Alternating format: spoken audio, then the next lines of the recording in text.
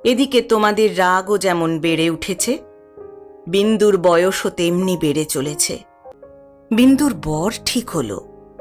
বড় যা বললেন, বাঁচলুম। বর কেমন তা জানি নে, তোমাদের কাছে শুনলুম সকল বিষয়েই ভালো। বিন্দু আমার পা জড়িয়ে ধরে কাঁদতে লাগল। বললে, দিদি, আবার আমার বিয়ে করা কেন?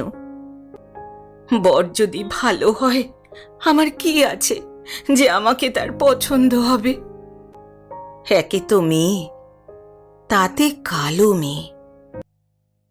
বিবাহের আগের দিন বিন্দু তার দিদিকে গিয়ে বললে, দিদি, আমি তোমাদের গোয়াল ঘরে পড়ে থাকবো, আমাকে যা বলবে তাই করব, তোমার পায়ে পড়ি, আমাকে এমন করে ফেলে দিও না, ফেলে দিও না দিদি।